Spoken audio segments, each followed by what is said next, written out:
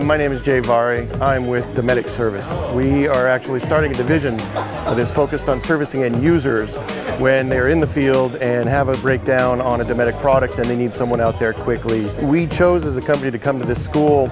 As you can see, it's quite busy and quite loud, to learn as much as we could with hands-on experience with the technicians, other owners, and with the great instructors here.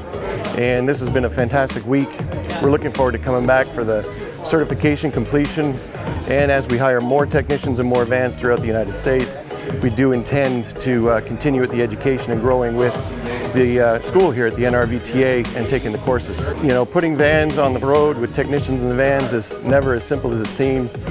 Starting off in Orlando, Florida, with the ability to do some subcontracting throughout the United States, we needed to know more about the end user experience.